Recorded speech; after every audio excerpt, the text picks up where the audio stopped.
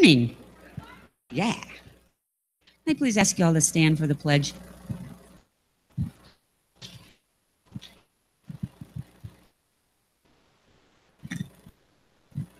I pledge allegiance to the flag.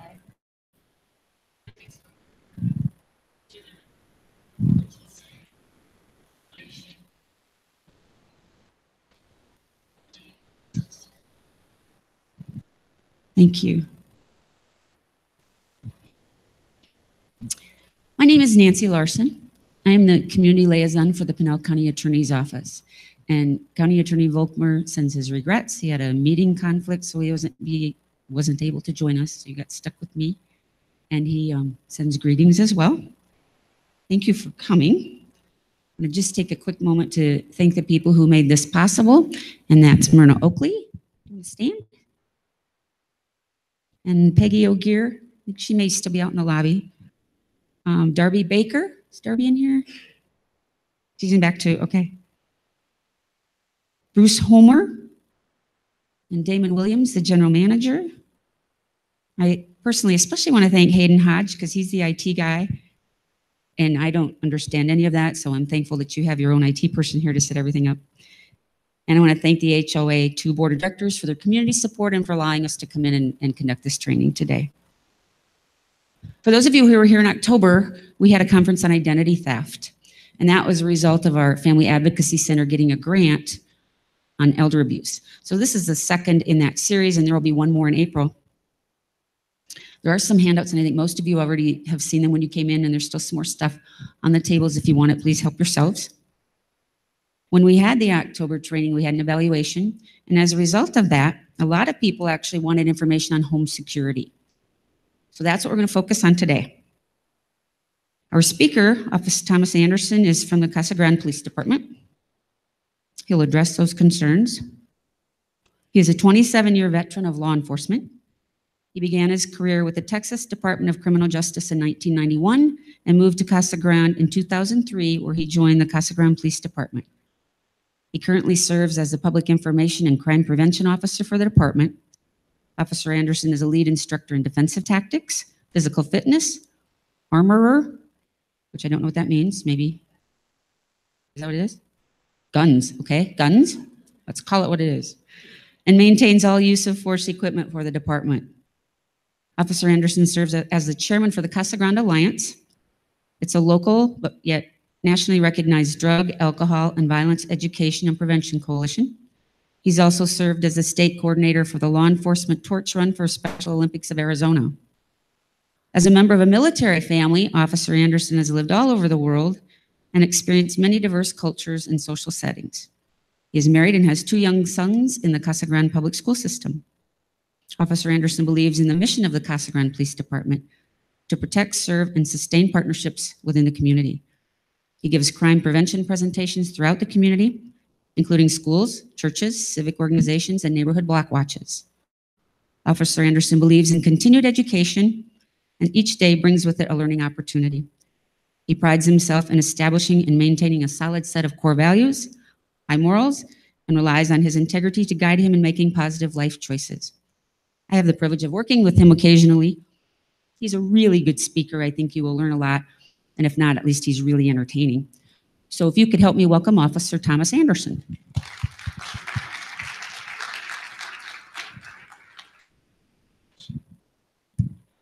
Good morning. No pressure at all, right? Boy, that's a good bio. Can you see me, or is my new hairstyle blinding any of you?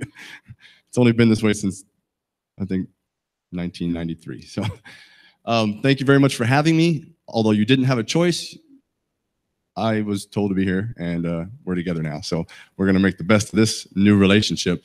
I'm very happy to be here, though. What a beautiful community that you have.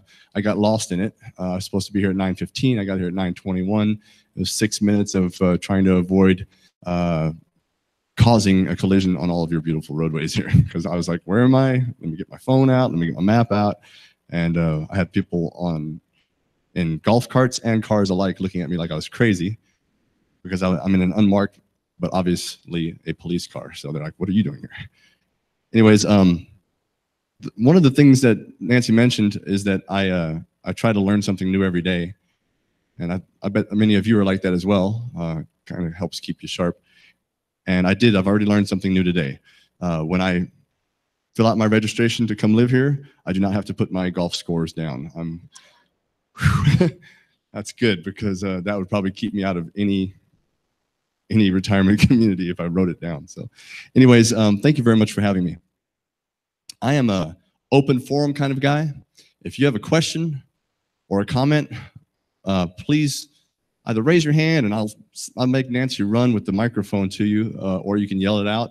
If you just want to heckle me, let's not do that then. I am a police officer from Casa Grande, so and that's where I work and live. So that's my disclaimer. I don't work and live right here. A little familiar with the area because I have family in the area, but the sheriff's office, the Pinal County Sheriff's Office, services you. So that's a little bit of my disclaimer.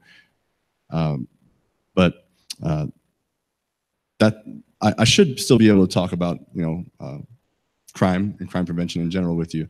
But my point is that it's an open forum, and I'd like for you to tell me what's on your mind, or ask me questions, or ask me to talk about something that I may have missed during my presentation, okay? So we'll only be here for about 5 hours, maybe 6 hours. No? Nancy, you told me 5 or 6 hours with coffee breaks? Right. So I run a little program up in Casa Grande called Coffee with a Cop, where we go to local coffee shops and just hang out and let people talk to us about anything, like how horrible the Minnesota Vikings are and stuff like that. We weren't talking about that until last week, though. Then they showed us how horrible they were. But so that's why I have a slide that says that. But my slides are mostly just weird little pictures. And so you don't have to worry about that too much. Let's worry about our conversation. And let's have an open discussion if you like. And I know that the point of the discussion today is personal or home safety, but I'm going to discuss several other things with you, not just home safety. So if I get moving too fast, because I want to cram it all in there, if I get moving too fast, just put your hand up and say, hey, dude, slow down. Okay? You might not call me dude, but hey, Thomas, call me Thomas. Slow down. Anyways, thanks for being here today. Sometimes I get myself in sticky situations, as you can see, and hopefully if I get myself in one today, Nancy will get me out of it, right? So anyways, personal safety, which includes your home. By the way, if I fall off of this, man, you're helping, right? Okay, that's why. I told people as they walked in, it's not a Gallagher show. I'm not going to throw anything on you. You can sit up close, and he's the only one that took me up on it. So personal safety and your home safety. We all rely on our law enforcement agencies to help us and to protect us. Some folks kind of put a lot of the responsibility, maybe all of the responsibility, on law enforcement to protect us. We put a lot of the blame on criminals to that they're the ones that are at fault when we become victims of a crime. But in reality, we as citizens, and I throw myself in there, I'm a citizen as well, we have to carry some of that responsibility. I wouldn't call it a burden, but we have to carry some of that responsibility to keep ourselves safe and to protect ourselves and make ourselves less of a potential target or a victim of a crime. And so we're going to talk about that today. But before we do, I want to ask you a few things. I'm not going to refer to my notes very often, but I do have a couple of things written down that I want to make sure I get. I know you really probably don't have pencil and paper in front of you, so just put it in your mind here. If you do have pencil and paper, you're more than welcome to write this down. But I'd like you to answer 3 questions right now, and not to me, just to yourself. Maybe I'll ask someone to give us their answers later on, but I'd like you to answer 3 questions right now. Okay? So question number one is, who is the most influential person in this room? So look around, look behind you, look next to you, look up front here, and either write it down or put it up here in your memory. Who is the most influential person in this room? Now, I'm not going to define influence for you right now. I'm just going to ask you, who is the most influential person in this room to you? Okay. Second question. Who is the toughest person you know? Who's the toughest person you know? I already see you, sir. You're telling your wife, write my name down, honey. My wife would laugh as well. So, oh, she is. That's right. Who's the toughest person? I usually say my mom. My mom's tougher than woodpecker lips. I mean, she's tough. Think about that. Who's the toughest person in this room? I'm not going to define tough for you right now. I don't know. Do you mean physical strength? Do you mean stamina? Do you mean courage? Do you mean mental? Do you mean what they call intestinal fortitude, right? I don't know. Who's the toughest person you know? So the third thing I want you to answer, you got 2 answers down there, right?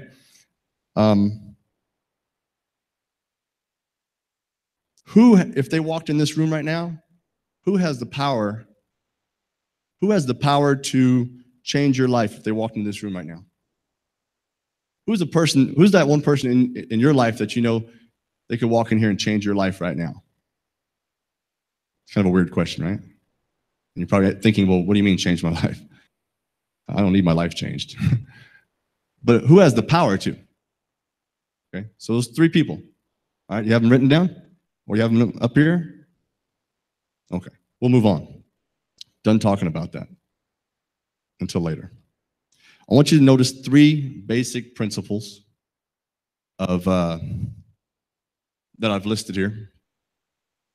So this is kind of, I don't know how many spiels you've been given by a law enforcement officer, but mine's rather personal as well. But don't settle for mediocre. Don't ignore the issue. And do take care of number 1 first. And I want to talk about those. And I'm going to kind of go back to them throughout the presentation and at the end again, okay? But don't settle for mediocre. Many times in our lives, we kind of settle for mediocre. You deal with someone at a restaurant, you don't get your food exactly the way. When's the last time that happened to you? You don't get your food exactly the way you want it. Do you push that point? Do you say, hey, this is not how I ordered my steak? Or does your husband say, just leave it alone and eat your steak, honey? Or does your wife say that, you know? Or if you go shopping at a store for some pants and they don't fit exactly right when you get home, do you take them back? If you're asking for a service over the phone and you don't get exactly what you want, do you push a little further? Usually when we want something a certain way, especially if we're paying for it, then we demand it to be 100% correct, right?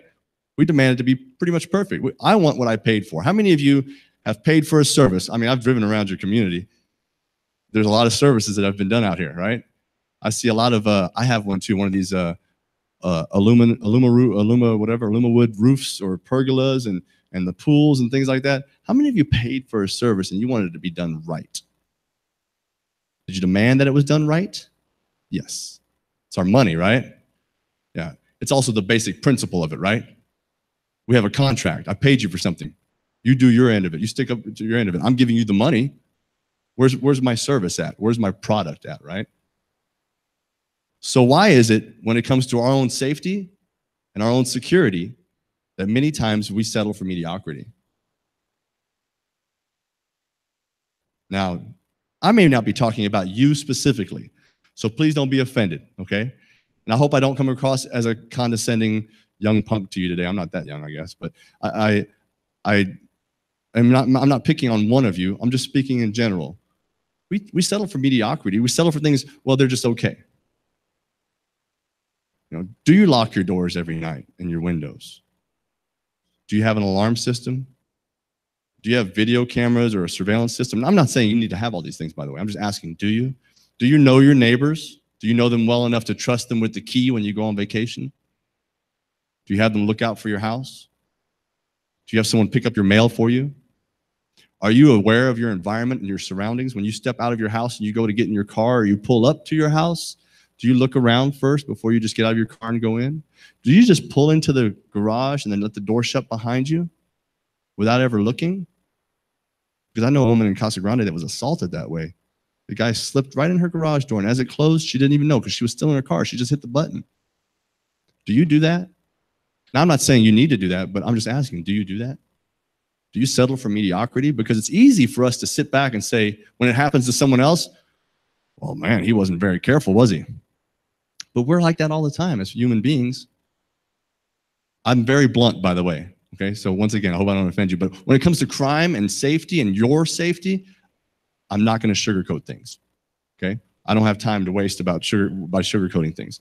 So what we get as human beings is lazy or forgetful. We forget how important that product of being safe is to us, and we settle for mediocrity, okay? So I'll go back to that a few times throughout this presentation, but don't settle for mediocre. That's one of the principles that I want you to leave here today with, okay?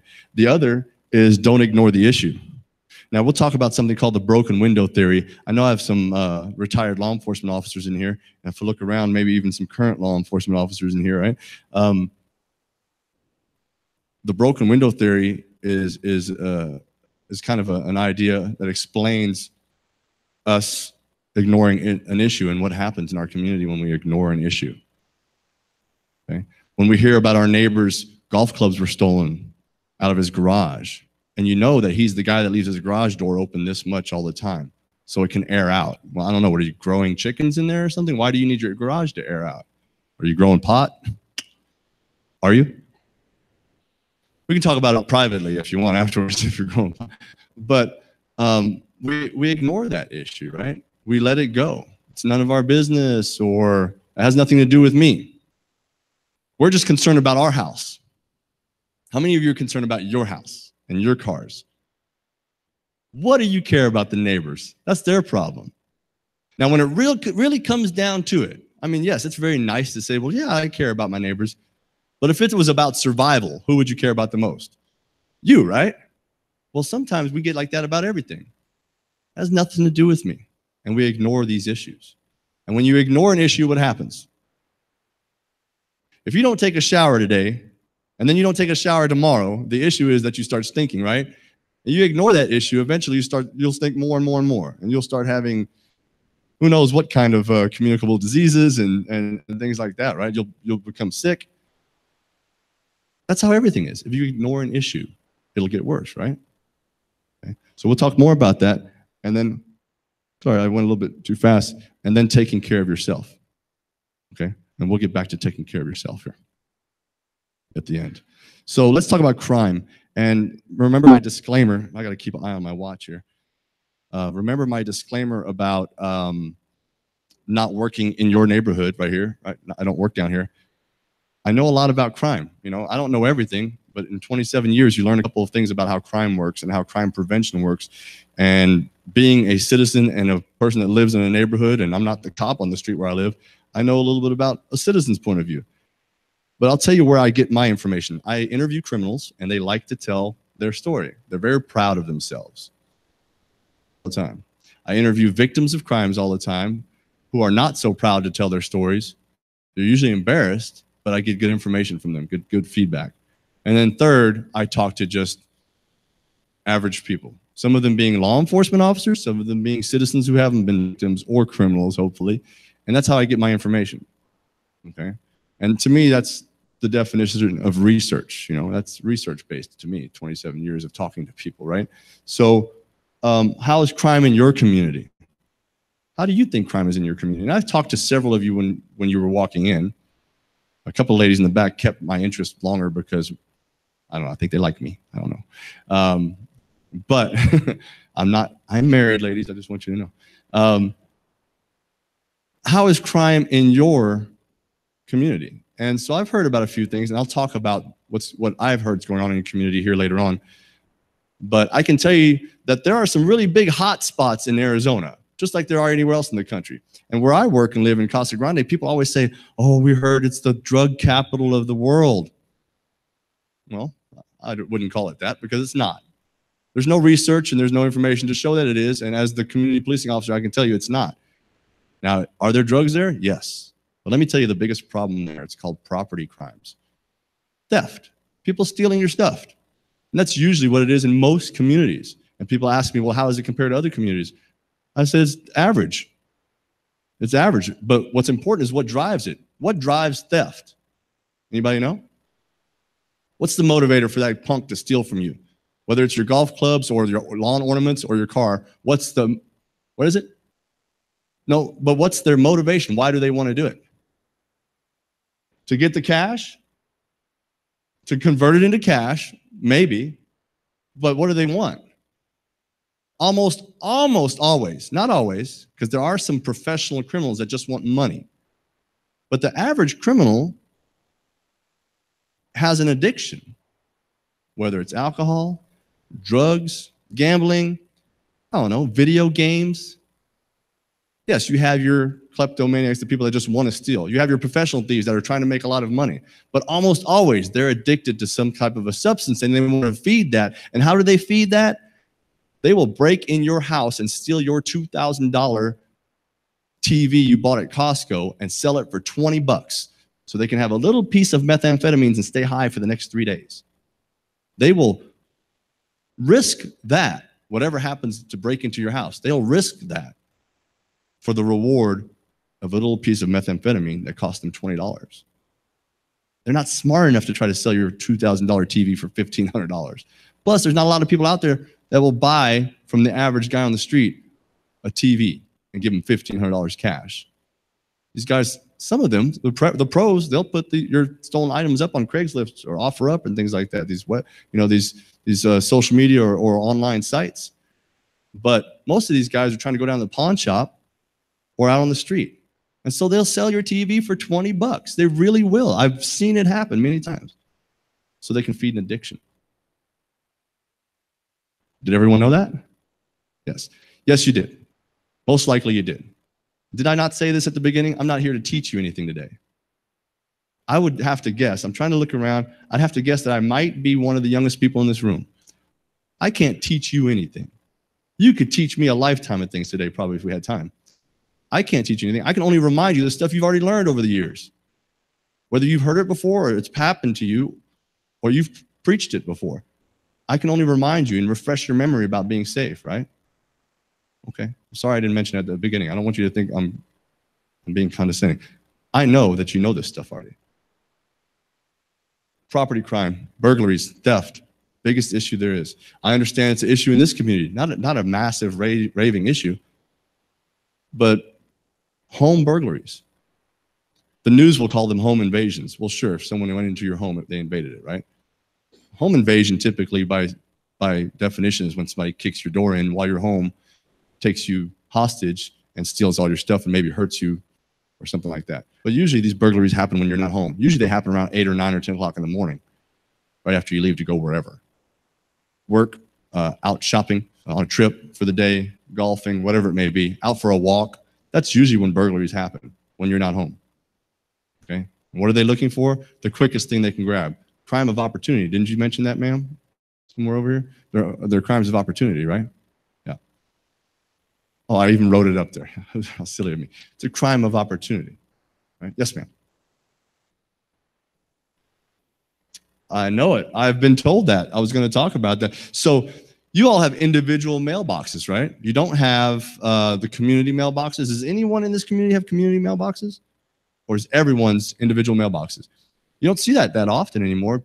Most big subdivisions, even retirement communities, they go to these big community mailboxes, right? Which they say are safer. I don't know if you rip the door open to one of those, you have everyone's mail. But when you have your own individual mailbox, the question that was asked to me when I first got here this morning by a young lady was, do you have that problem in Casa Grande as well? Well, yes, we do. It happens all over the world, to be quite honest. When you put your mail out and someone has access to it, eventually some criminal, some idiot's going to get it in their mind and say, oh, I can go steal their mail. And it'll happen. And I can tell you there's only 2 ways to deal with that. There's a proactive way and a reactive way. And that's how life is, right? So proactively, you can take your mail to the post office. It's not what we want to hear, but you can, right? Proactively, you can try to figure out when the mailman or mailwoman comes every day and put your mail out right before. Proactively, we can be home during the day, during the morning, when we put our mail out, especially if it's something important. And we can kind of have a watch, a lookout. Proactively, we can look out for our neighbors and each other.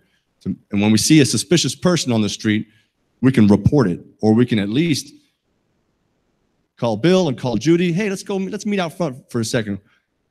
Jim, you're nuts. Meet out front for what? I'm busy. Well, there's somebody walking around the street. I don't know who they are. They don't live here. Let's just go out there and hang out and talk for a minute. That show of force makes a petty criminal go, okay, there's too many people out here, and they leave. It really does. It takes a lot of courage to commit crimes like mail theft when someone's standing right there, when homeowners. So these are some proactive things you can do. I'm not giving you some magical trick to stop mail theft. Reactively, respond to it, you got to report that crime. And I don't mean report it to your community manager. I mean report it to the law enforcement agency that services you. Okay? And I'll be the first person to stand here and tell you, and I know that the sheriff's office won't have a problem with this, if you call and report something and you are ever told, well, that doesn't sound like a big issue, or we don't take reports for that. Okay, young lady, that's great. And not to take any credit away from her or him, the guy that answered the phone on the other end, because they're not the law enforcement officer, they're the 911 call taker, which is a really important job, but that's not their decision. Okay, that's not their decision to decide if what you think is a crime is or not. Okay, the only time they should be making that decision is if you called in and said, I make McDonald's and my nuggets aren't hot. I want something done. They should be able to say, ma'am, that's not a crime. Please don't call us for that. Okay, this happens, by the way. They should refer you to an officer, or at least have an officer or a sheriff's deputy call you back, if not come out. Okay, but at least call you back. And if a report's not taken, at least it should be documented. And I can tell you that your sheriff's office, just like my agency, is advanced enough that when you call something in, it's recorded and it has to be entered into their database as a call for service. Even if nobody responds to it, it's still a call for service. And for whatever reason, your insurance, maybe it happens again, and we can have we can start seeing a pattern of crimes or a pattern of suspicious activities. It can always be referred back to because it was reported. But ladies and gentlemen, if you don't call, it wasn't reported. And you know the old saying, if you don't say something, it didn't happen. And you know it happened. But as far as it being reported, it didn't happen. And as Casa Grande's community policing officer, I tell people all the time, if you don't call this stuff in, I can't go to the supervisors or the command staff and talk them into applying resources. Okay? We've got a lot of issues with young people drag racing in our community in Casa Grande. Driving fast up and down the streets all hours of the night. Well, you know, enough people around the community call that in or tell me that at functions like this. And you know what I have to tell them? Do you call it in? Well, no, because we don't want to bother you. Okay, well, you're bothering me right now. You're really not bothering me, but what's the difference? Just call it in. That's what we get paid for. That's what I signed up for, the little stuff. Also, to solve a homicide or to save the baby. But I signed up for that too.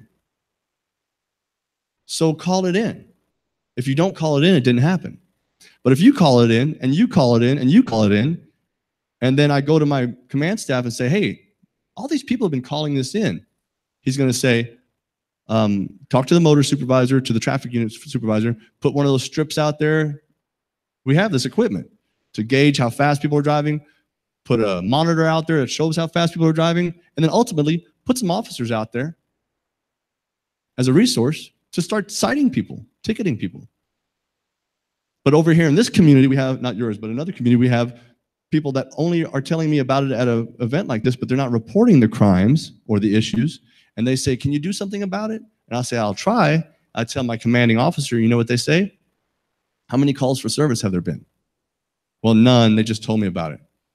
Well, how can he justify applying resources to that when there's no record of it? There's no pattern of it. There's no concern about it other than telling me about it at an event. My point is, report crime or report suspicious, even if it's suspicious activity and there wasn't a crime yet that you know of, report it. Report it, report it, report it. Make sense? Okay. Yes, we are busy. Sometimes, yes, there are more important things going on that we have to prioritize, but you still have to report it. Okay? My neighbor across the street from me has an ugly RV that he parks in the street or in his driveway with sometimes, and we have an HOA, and you can't do that. I'm not that pushy. I don't report it to the HOA or whatever. I think it's kind of ugly, but whatever. I'm ignoring the issue, right? Until Saturday morning when I saw that he had an extension cord running across the street to one of my neighbor's houses who's a winter visitor. So I called my neighbor up who's in Wyoming, and I said, hey, Jeff, did you know that Daryl's running his extension cord from his RV to your house? What? As a citizen, I called my own police department and reported it. You can do the same thing. It's not right. The guy's a you know what, for stealing my neighbor, he'd have done it to me probably. He's wrong for stealing my neighbor's electricity. If he needed help, his power got turned off, and he's sleeping in his RV for the past few weeks. If he needed help, he could have asked somebody. He's stealing my neighbor's electricity. I reported it. I'm not saying you have to do what I do, and yes, I try to practice what I preach, but you got to report things. Okay? Come to find out from the other neighbor, oh yeah, I saw him doing that last week. Why didn't you report that to somebody? Well, I didn't know. I figured you would. You're a cop. Oh, thanks a lot. Yeah. I try not to be the cop on the street. So yes, did we talk about mail theft? Yeah? Okay. Let me get back to something so I don't forget about it. We talked about burglaries of your homes. Okay, and we'll talk a little bit more about protecting your home here in a little bit, but one of the issues that came up in a conversation here earlier before some of you got here was young people or any people, let's not just blame the young people, right? Because I meet lots of old thieves too. People that break into your house to steal your prescription medication. Do they do that specifically to steal your prescription medication? Yes, they do. Why? Because it's very likely you have something like OxyContin or something like that, and they can get high off of it. Okay? Now, these days, it's easier and cheaper to buy heroin straight up, just as a fact. I can tell you that as a matter of fact. Heroin is, you remember, heroin was popular at one point in time years ago. It's popular again, and it's cheap, and it's easy to get. It's easier to get than marijuana right now. Unless you have a card. Anybody have a card? Don't raise your hand. It's your private business. I don't need to know that. But I can't wait till I get my card. No.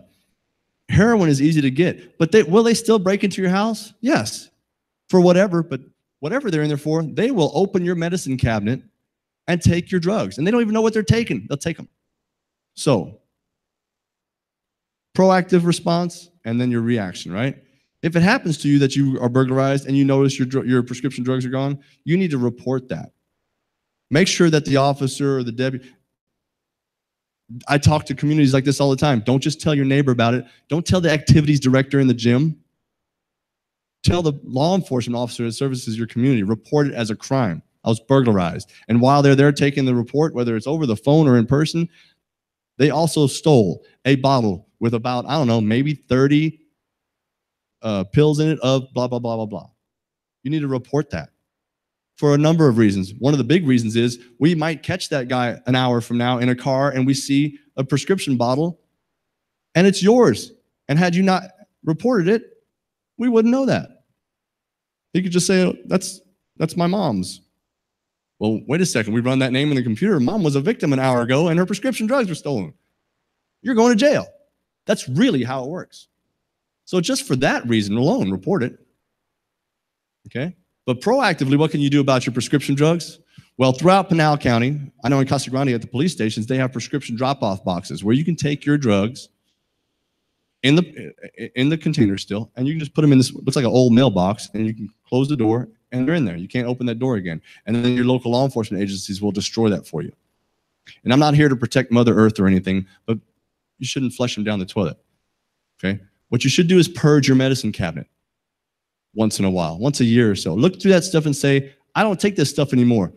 Oh my God, it expired in 2008 anyways. We have stuff like that, right? Get rid of that stuff.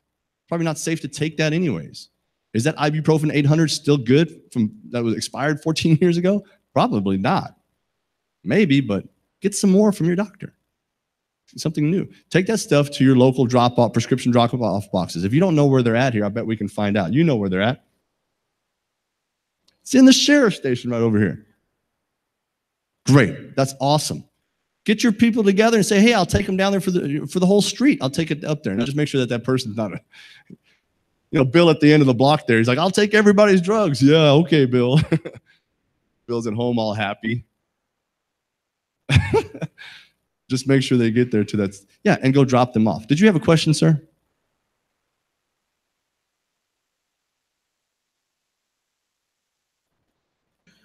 I wouldn't say it's prevalent in Saddlebrook, but only because I don't know that. I was asked about it, so possibly it did happen here, but it happens all over. Now, by the way, when we talk about suspicious activity that I mentioned earlier, this is a retirement community, correct? How old do you have to be to live here? 40? If it's 40, I'm coming. I'm way older than that, but I'm coming. And some of you say 55 maybe, right? Maybe, are there different developments within this development? Like one part you can be 40? Okay.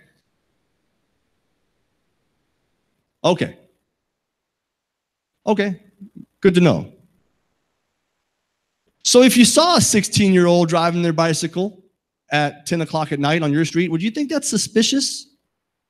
Now, is it possible that that's Jim's grandson and he's just bored out of his mind because he's with grandma and grandpa for the summer and he's riding his bike at 10 p.m.? Okay, but if that 16-year-old has a black backpack on and a black hoodie and he's riding really slow looking at everybody's front door down your street at 10 o'clock at night, is that suspicious to you? You should do something about that. I don't mean like go out and tackle him. I know better than that. Some of you aren't. Some of you aren't. But I understand. My house is pretty dark at 10 o'clock at night sometimes. My wife, I have 2 boys. I don't know what I was thinking. I have 2 young boys. They're in bed. One goes to bed at 7, the other one at 8. And then my wife is in bed at 8:01. Yeah, I don't understand it. I'm usually up till about midnight. But my point is, do something about it. Call your neighbor. Hey, Bill, does that look right to you? You know that kid? Nope. And then in numbers, don't ever put yourself in danger. In numbers, if you feel comfortable, step out there and say, hey, kid, who are you? What house do you belong to? And if he starts pedaling away really fast, it's because you seem really scary. Or he's really scared because he's up to no good. And report it. Call law enforcement. Well, we're about 25 minutes out. I don't care how far out you are. I still reported it. You got to report it. Okay? And if a kid is here on a bicycle in the middle of your community, in 20 minutes, he won't be that far away because you're out here. What's he doing out here? And you know what? If it is Jim's grandson, I don't know who Jim is, by the way. I'm just making these names up. Is there a Jim? You're Jim. All right. If it is Jim's grandson, we need to talk about your grandson. If it is Jim's grandson, then Jim's grandson, unfortunately, is just going to have to hear hey, sorry we bothered you, kid, but it's kind of weird in our community. We just wanted to make sure everything was okay. I have dealt with that as a law enforcement officer for years. We call it brushing people off and saying you're sorry. We don't physically brush them off, but hey, sorry for your time. The neighbors were concerned. You're somewhere where they don't normally see someone like you, and they called us. I'm not going to tell them who the neighbor is or who called it in, but I'm going to tell them, hey, it's uncommon in this area. If you have no business here, go somewhere else. Now, the problem is these are public streets, right? Yeah, you can't stop somebody from riding their bike here. Yeah. Are they private? Well, then you can stop somebody from riding their bike. So get Jim out of there, Jim's grandson out of there, right? Okay. And by the way, if you know it's Jim's grandson, then call Jim up and say, Jim, get your grandson off the street at 10 o'clock at night. Right? Okay. I've kind of beat that one in. Any other questions about that for right now? The broken window theory, I'm not going to read what that says, but basically, if you have a house in your neighborhood that's for sale, or somebody walked away from it, you know how things are sometimes, short sales or people foreclose, or maybe they're winter visitors. Are there any winter visitors in this room? Couple? Okay. A broken window, literally, or weeds growing in the front yard, or something that's damaged or dirty, even dirt and bougainvillea flowers and whatever else piled up at the front door, and the landscaper cards at the front door, and the newspaper hanging off of there, and the trash can not put away. These things are all clues and signs to a criminal that no one's paying attention to this house. So if I broke into it, there's a very good chance no one's going to notice that for a while. As a matter of fact, I might even be able to squat in there, which means I can live in there for a few days, drink all their booze and eat all the food in the fridge, and then get out with their important, valuable stuff, and no one will ever know. It really happens like that. Is there a chance I'm going to get caught? Yes, but I'm going to take a risk if there's a good enough reward. That's what life is all about, right? Who goes to the casino? Anybody who's ever been to the casino? You can put it, there's penny slots. You can put a penny in, but why not do the quarter? Why not just stick your card in and let all the money flow? The higher the risk, potentially the higher the reward. It's the same thing with criminals. Okay? That's the broken window theory. So what is the response to the broken window theory? Fix it. Fix the broken window. Call the realtor if it's for sale. Demand they come out and fix it. They don't want to listen to you? Call your community director. Hi, June or whoever. Call the realtor. Get this fixed now before somebody breaks in or thinks that this is how our homes are supposed to look around here. Talk to your neighbor if they're a winter visitor. Help them out if you have to. If they ask you to, hey, can you fix that for me? Yeah, man, I'll fix it for you. You're going to owe me a bottle of Gibson's when you get back or something like that. But whatever. But take care of the problem. If you let it go, it will fester. Remember this guy down here that doesn't shower? He's going to get stinky, right? I don't know. All right. Okay, let me move on. Hey, is there really a difference between the basic principles of office safety? I know I was told that most of you don't work, but you're busy, right? So you volunteer. A lot of people volunteer in office settings. You're in business. You're in places of business. You come here to the gym. You're in here today. This is a business setting, actually.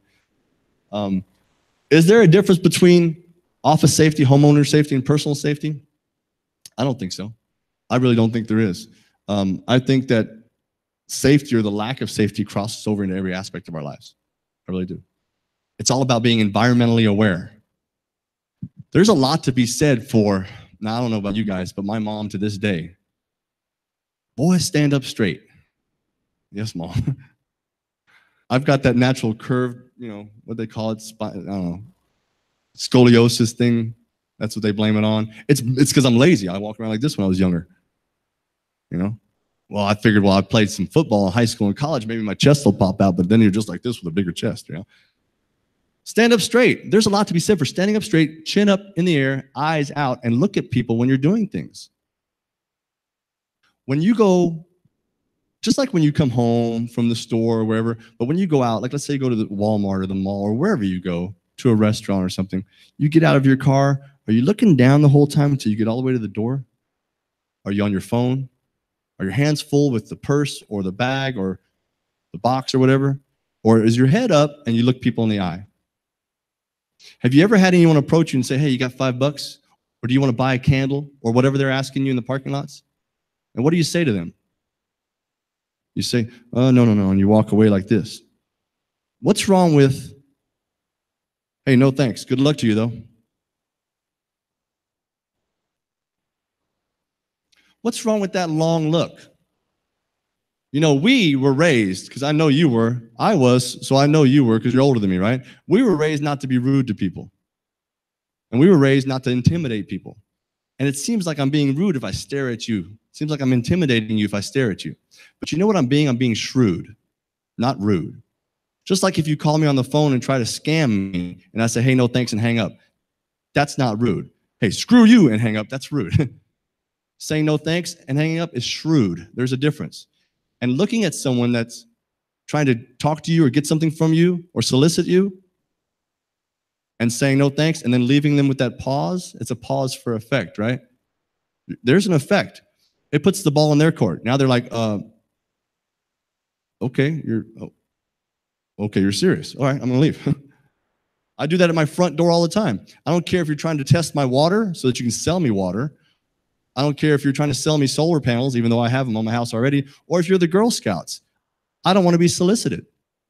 So you know what I say through my screen door? Hey, no thank you. Good luck to you, though. And if they keep trying to talk, hey, really, I said no thank you. Good luck to you, though.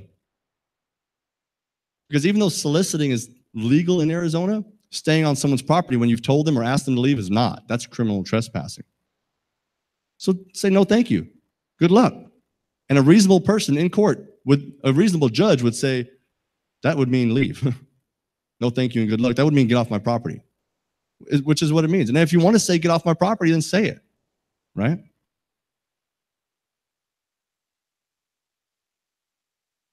Kind of got off track with that. So, how many of you brushed your teeth this morning? Good job. Good job. She's shaking her head. What's this guy talking about? Well, I'm just asking. How many of you tied your shoes this morning? All right. How many of you took the Velcro strap and put it over on your shoe? All right, I got some shoes like that too. That's all right. I'm not making fun of you. All right, I got it. These are good habits that you've developed over time. Some of them you started when you were a kid, but they're habits that you developed. Any of you have bad habits? No, I don't. Let me ask your wife about that. We all have habits. Whether they're good or bad, we develop them. Habits are things that we've repeated many times, right? That's how they become habits. Repetition leads to retention. The more often you do something, more likely you're going to do it again next time, right? Habits. If you're going to develop good habits like brushing your teeth and tying your shoes, and they result in success, clean mouth, a good dental history, success, you don't trip, you don't walk out of your shoes, you don't lose a shoe. That's success for tying your shoes and brushing your teeth, right? It sounds silly, but that's success. If you lock your doors and your windows when you go to bed at night, that's a good habit, right? What's the success story? You're much less likely to be broken into. When you leave on a vacation for a week and you ask your neighbor to watch your house, or you have an alarm system and you actually turn it on, or you have a video surveillance system that actually records so it can be looked at for evidence, or you ask your neighbor to watch out for your house, or you lock your car doors, you roll up the windows, you take your Garmin Navigator out of it before the night is over, or before the night starts, or you take your purse or whatever is important out of the front or back seat of your car that people can see. These are all good habits to develop. Put your trash can away. If you're going to be gone for a couple of weeks, have somebody clean off your front entryway so your home looks lived in and not an easy target for criminals. These are all good habits to practice, and the more you practice them, the more they'll become routine, right? And that's what you need. You need a good routine. You already have a routine, and some of you maybe have a good routine, but if you don't, you need a good routine, and that's a good routine. How do you get into a good routine? You practice brushing your teeth, and then you have a routine of brushing. You practice locking doors. How many of you are couples in here? Okay, and the rest of you, many of you, the rest of you, you probably have a spouse or a partner. And how many of you have laid in bed at night and your husband says, or your wife says, Jim, did you lock the door? Now I'm hitting home, right? It's getting kind of personal. What? Did you lock the door? Shit. Excuse my language. I think so. Well, did you or didn't you? Well, I think so. You want me to go check? Well, I think you probably locked it. Are we settling for mediocrity again? Yes, we are. And that's a bad habit. And how many times is that happening in your house? It's like I was there, right? It's happened in my house. Get up and go lock the door or check the doors. And guys, you already know this, right? You get up and go check the door. Don't make your wife do it. That was a mistake. I'll never do that again. Get up and go check the door. That's it. It's a habit, right? It's just a habit. Same thing with our cars. We get calls all the time about garage doors being left open. Police department does. We get calls all the time about car doors being left open. How many of you have ever been in a rush, or you just forgot and left your garage door open at night? When you come out in your morning, you're like, oh, okay, everything's still here. You look around, okay, nobody saw it, I don't think. We don't want to say anything about those things because we don't want to be embarrassed. Shut your garage door, and if you think you forgot, go out and check.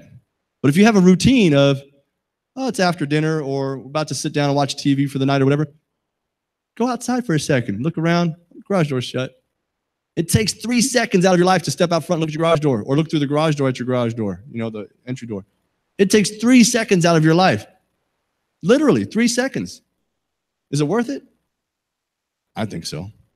Does it feel like I'm screaming at y'all? Like I'm cramming information down your throat? I'm not teaching you anything though, right? Was I right about that? You know this stuff, right? Okay.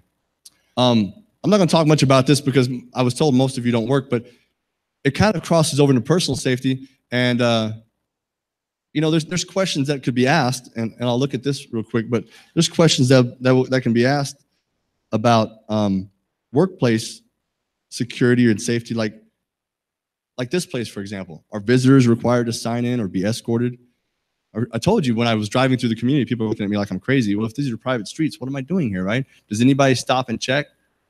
Well, it says police on the side of his car, so we're not going to mess with him. Well, it also says Casa Grande Police. What is he doing here, right? So when I walked in, no one said anything to me at all. A couple of people kind of looked at me like, oh, God, what's he doing here? And then eventually people started talking to me. But do we question things, right? Does your workplace have a system for reporting behaviors? Like, hey, that guy's been acting weird lately. More weird than usual. Now, we've had a lot of major emergencies, if you want to call them that, crazy things that have happened in our country over the last few years, right? Just this week, we've had some school shootings and just weird stuff. And afterwards, they always say what? Oh, he was acting so weird. There were all these signs. And what do we do about that? Do we do anything about that, or are we ignoring the issue? Do we close the blinds at our front door, at our front window, because it has nothing to do with my house? Do we ignore that issue because that guy's just weird? I don't care. Do we report that to the activities manager, or do we report that to the local security guy, or to an officer, or whoever, or to our friends? Do we even talk about it? Do we even talk about an issue like that? I suggest you do. When someone is displaying signs of aggression or hostility that's out of the ordinary, because there's always that guy, right? It's always that guy. But it's something that's out of the ordinary. Do you talk about that, or is it quiet? I suggest you talk about it. And if it's really out of the ordinary and it causes you concern, I suggest you say something to somebody that has some authority to check into it. That's how these major emergencies happen. That's how these catastrophes, as people call them, happen. Okay? And I'm not here to take I don't know what you would call it, a liberal or conservative point of view or stance here, but we had a kid shoot a bunch of other kids in Kentucky a couple of days ago. And the first thing on the news you hear about is, once again, a gun was used. He could have used a knife. He could have used anything. He could have used his bare hands. The kid had some issues, and somebody knew about that, and no one even suggested anything about that part. It's important that we see these things, identify these things, and say something to somebody. Even if we don't want to ourselves get involved.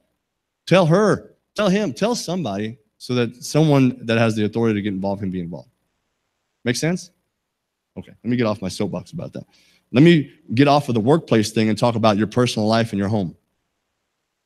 Some questions you should be asking. How do you get to, let me change that slide. How do you get to where you're going every day? Do you take the same route every day? Now, maybe if it's just down the street, there's no different route to take. But do you go the same way every day? By the way, I'm not here to scare you or try to get you to live your life like a secret agent, like James Bond or anything like that. But do you go the same way all the time? Do you do the same thing all the time? When you go to the grocery store, do you park as close to the front of the store as possible? Who does that? Who tries to get the best parking space? Why do you do that? I'm going to pick on you. It's easier for you to walk it's shorter distance, right? And then you go inside the store and you walk about 18 miles, right? That's right. That's right. I just always thought that was funny. My mom does that shit. I got to park closer. I'm like, Mom, you're going to walk like 80 miles while you're in there. Just park wherever you can. Stop driving, waiting for that spot up there, right? I do encourage people to park as close to the front, because most places, if they have a security camera, it only covers the front of the parking lot. Plus, if you're there like the casino and you come out and it's like, whoa, it's dark out here. How long have I been in there? There's usually lighting where you parked. So I encourage you to park closer. Didn't mean to pick on you. So, but change your route once in a while. Not much to it. Take a scenic route. Okay? We've already talked about routines, distractions, cell phones, your navigation system. And I'm not talking to the wrong crowd here, because yes, I know our young people are driving and texting at the same time constantly. It's crazy. But I've seen plenty of people my age and your age do it too. That's crazier to me. Okay? Distractions. By the way, you have to be honest with yourself too. As we get older, it's normal, it's natural to be distracted easier, to respond slower. looking right and left, these basic principles of driving or crosswalk safety, things like that, things start slowing down. Our peripheral vision gets limited. Take that into consideration and be honest with yourself. I got a lady that I'm friends with. She's in her, I think she's 92 or 93. Last year, her and I had coffee like twice a week at McDonald's for a few years. Just bumped into her, and then we started having a nice friendship. About 2 years ago or so, she's like, did you know I have a driver's license? I was like, do you? She's like, yes, but I haven't driven in years, and I have an old Mercury, and I'd love to. Do you think you'd come over and just get it started and so make sure everything works right? I said, how long has it been since you drove? She's like, at least 10 or 15 years. I'm like, no, I'm not going to let you drive. I'm not even going to be involved in that. Where are the keys at? I'm going to hide them. And in the end, she was just kidding with me. She had a great sense of humor. And she said, you're right. I don't need to be driving. And she's smart enough and still with it enough to know that. And I think it's important that we're very honest with ourselves. Should I be driving? My own wife's grandmother passed away a couple years ago. Right, she lived right here in Marana, and about 2 years before she passed away, she should have stopped driving. It's shower time. About 2 years ago, about 2 years before she passed, she should have stopped driving. You know how I know? Because, by the way, Grandma, or Nano as we called her, she was an artist. She was a potter, and she believed in protecting our earth, and we love her for that. And so she bought one of these little Priuses that you can't even hear when it's on, right? And I went to her garage, and I saw that there were just not dings, but damage all around her car. So I went inside. I said, Nana, what happened to your car? Nothing. Why? What's wrong? I said, well, did you hit something? Nope. Did anyone hit you? Nope. Okay. Family meeting. Nano doesn't need to be driving anymore. She doesn't even remember it. These are obviously from dings and running, like literally running into things all around the sides of the car. It wasn't like this a week ago. So we had a family meeting and then a small intervention, and Nano decided, you're right. You're right. I don't need to be driving. She didn't remember the little collisions, but she agreed, I'm done driving. So I know that most of you are not in that position of my Nano, but in the general aspect of being honest with yourself about what you can and can't do when it comes to your environmental awareness and situational awareness, there you go, right? Communication. Is there anything wrong with being open and not loud, but direct? No, thank you. I don't want to buy the candle. No, thank you. Pause for effect. No, thanks. I know. I understand. I won the lottery. No, thank you. I didn't play the lottery. There's no way I could have won the lottery. Have a nice day. Click. As a matter of fact, don't pick up the phone. How many of you answer the phone numbers that you don't know? Now, sometimes we have to because we're waiting for a doctor's call from a number we might not know, or maybe there's a friend whose name is not in the directory of our phone library or something like that. But there's so many times when somebody calls. It happens to me every single day from a local Casa Grande number. Hello? Hello? Hi, this is Cindy. You've won a trip. And hey, Cindy, I don't mind. I don't want the trip. But Cindy doesn't stop because it's a recording. And you can collect your trip. While I'm trying to tell her not to talk to me, she's just hang up. That's all you can do, right? Or if you have a 4-year-old like I do, hey, take the phone. It works so good, especially when someone live is on the other end of the line, and then you let your 4-year-old talk to him, and you just walk away. Especially if it's a cell phone with unlimited minutes, who cares? Talk to my 4-year-old. There's nothing wrong with being shrewd and saying no thank you and hanging up. Nothing wrong with telling a person to their face, hey, I don't want any of that. Or hey, I want you to do this. Or at your front door, I don't think you belong in this neighborhood. I don't want what you're selling, and you should leave. These are private streets. If you don't leave, I'm going to call the police department. Don't just, let me shut the door and out the window. Okay, I'm going to go back to knitting, or I'm only messing with her because she's back there crocheting. Or my TV show, or whatever I'm doing, woodworking, whatever I'm doing. No, tell them, be up front and tell them, this is my neighborhood, this is my house, this is my neighborhood, this is my life. You're not wanted here, please leave.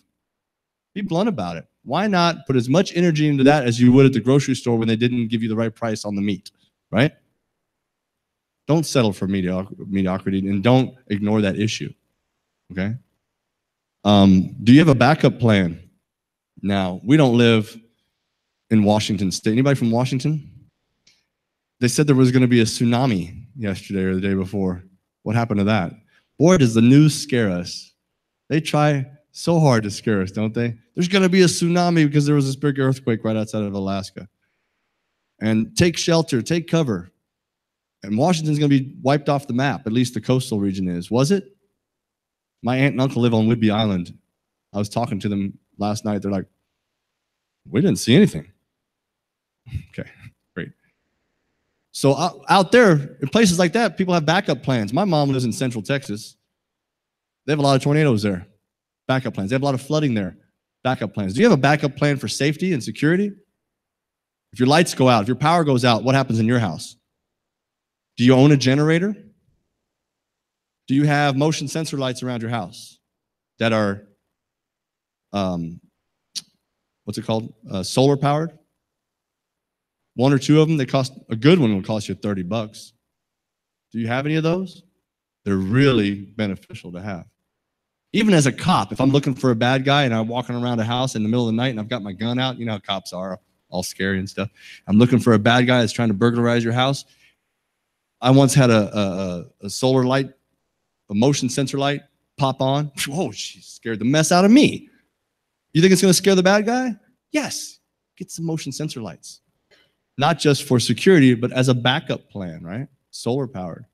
Do you have a backup plan? For example, Jim goes to golf and his wife, I don't know if you're married or not or anything, I don't know your personal business, but he goes to golf and he doesn't come back by noon and he's expected back by noon.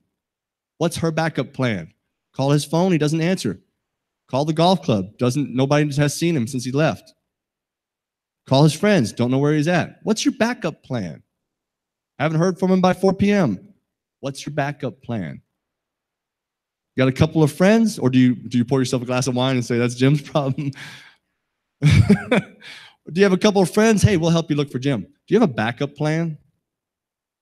You know, you drive up to your house after being out at dinner and you notice your front door is open. I don't know, maybe kicked in or maybe just open. What's your plan? Well, I must have left it open. You walk right into your house? Don't do that. What if it was broken into? What if they're still in there? What's your plan? Back out, call the police, call your neighbors, get some more people out there. If it takes a while for the police department, oh well. Or do we settle for, well, it's probably going to be all right? The issue of the door being open, let's just ignore it. I probably did that. Come on. No, we're not that forgetful, right? We usually shut the door. Something to think about, right? Suspicions. And this will be the last time I talk about suspicions today, but do you remember this gentleman right here at the end? You're kind of in the same position I am. Do you remember when we used to have hair on the back of our neck?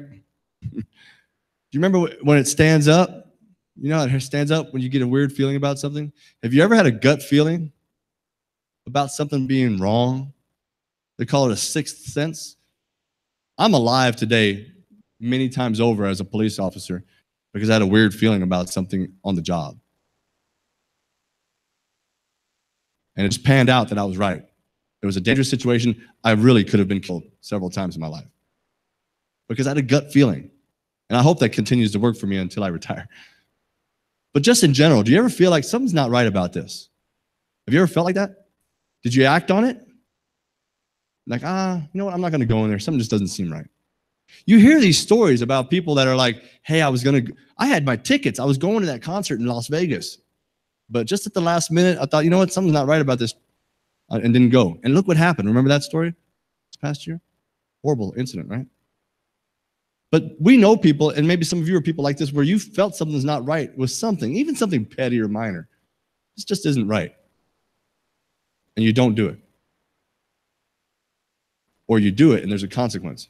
Not always, but there can be, okay? I think you should act on your feelings. I think you should check things out. I think you should give yourself more credit. If you already do, great. Remember, I'm not talking to every one of you individual. I'm just saying in general. If you already give yourself that credit, great. If you don't, start giving yourself more credit. Act on your gut feeling and your instinct that something's not right. The door is open. That's not right. Well, you probably forgot to lock it, Jim. No, something's wrong. I'm going to call the sheriff's office. Oh my God. Amazing Race starts in 10 minutes or whatever we're going to watch tonight. I'm sorry, honey. You're going to have to go to the neighbors and watch it, but I'm calling the sheriff's office.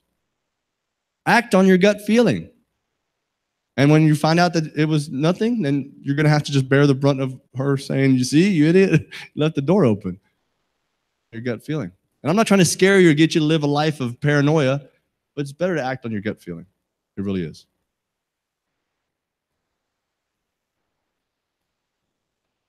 Before I talk about this, because this is the last thing I'm going to talk about, and we've already been here about an hour, right? So I want to talk about home security.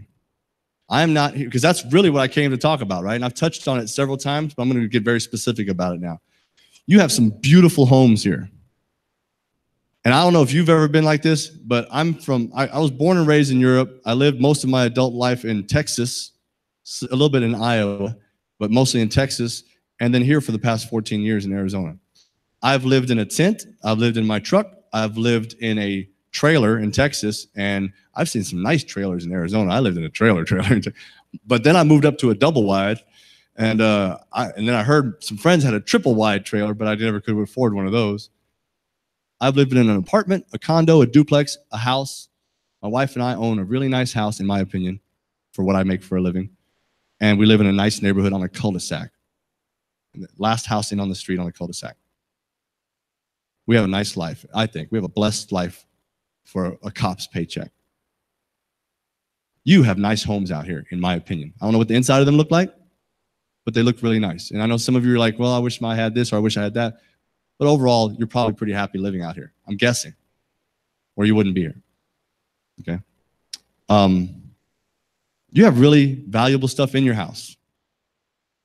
The most valuable stuff in my house is my family. But as far as property goes, it's probably things that have been given to us. My wife's grandmother, Nano, she's a potter. She gave us all of our plates and dishes for our wedding years ago. You can't replace that. She's passed away since. She's a known potter in this area and in New Mexico. Her grandfather, Dewey is his name, he passed away last year, was a carver.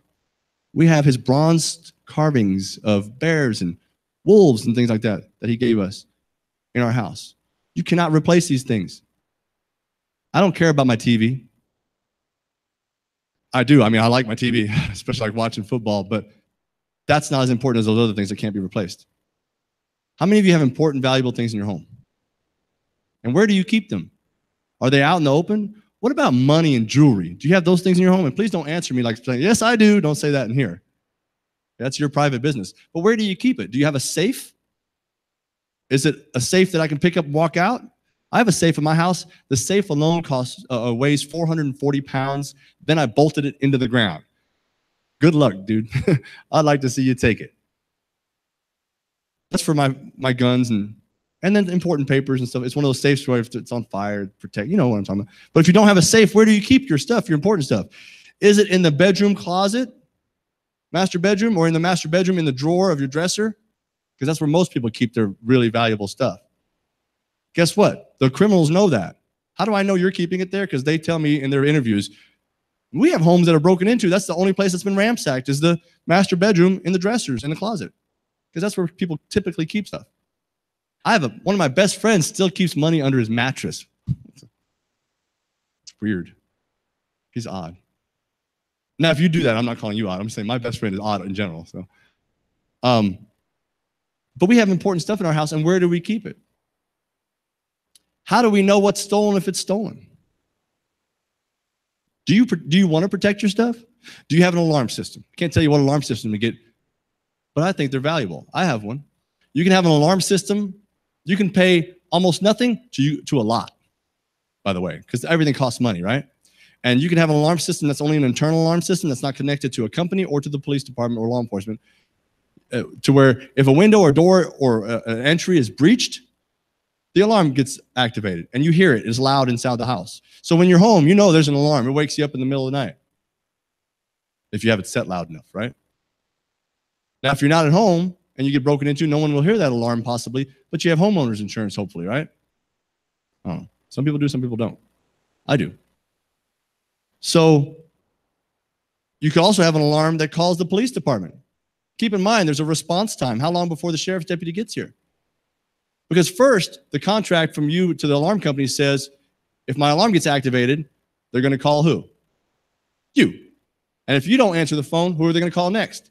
Well, whoever you wrote down on your contract would be the second person to call. It could be your brother in Alaska. And your brother's going to answer the phone after 18 rings and say, yeah, because he's sleeping. Hey, the alarm's going off at Jim's house. Well, this isn't Jim. Well, he wrote your name down as a secondary to his alarm. Well, what the hell? I don't know anything about his house alarm going off right now. And the whole time, what's going on at your house with the alarm? Now, is it because you walked out and went to the restaurant and you didn't shut your door right? Because that's typically what happens to our alarms. We activate them ourselves. Or is it because a burglar's in there? And is he gone before we finally get to the point where they call the law enforcement agency? So make sure you know about and you're realistic about what happens with your alarm, okay? I had a story about the alarms real quick. There is a couple that's winter visitors from Canada in Mission Royale, which is a golf course active adult community in Casa Grande, right off the I-10 there. And they were gone for 5 months and 30 days, and they came back, and all of their furniture was gone.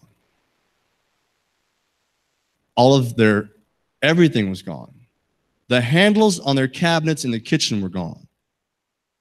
The ceiling fans were gone. The house was completely empty. No one saw it. No one heard it. They've been gone for 6 months. No clue when it happened in that 6 months. How'd you like to come home to that? You know what they had? An alarm system. You know what they did with it when they left to go back to Canada for those 6 months? Turned it off. That's really smart. You can't get mad at them. I can't stand there as a police officer and say, you dummy. That's rude. I get a complaint too. But as a person, you want to say, you dummy, right? They learned their lesson, right? Okay. Alarm systems. Motion sensor lights. I talked to you about that, right? Around the perimeter of your house. You shouldn't have like a spotlight that shines down into Jim's shower. You know, Jim's in there. Oh my God, my neighbor's watching me, right? The annoying neighbor with the spotlight, the floodlight. You don't need that.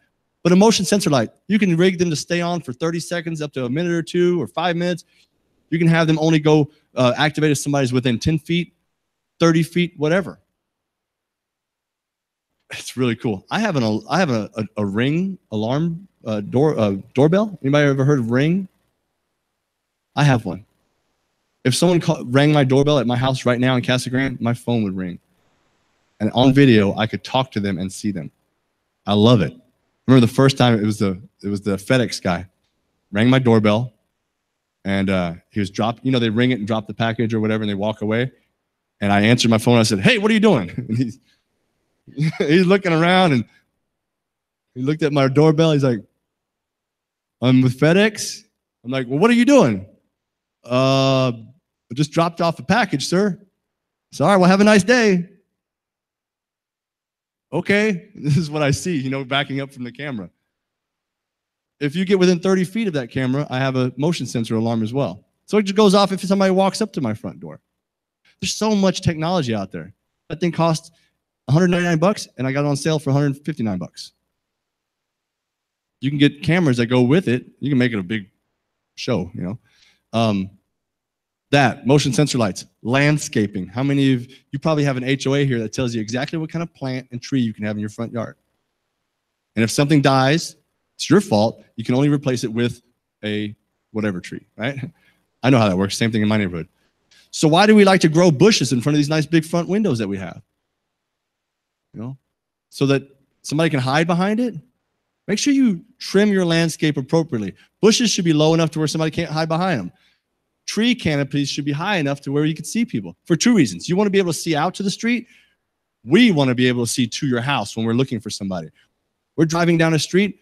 It's not like the old days when we had beat cops that could get out of their car and just swing their stick and walk down the street and talk to everyone in their beat.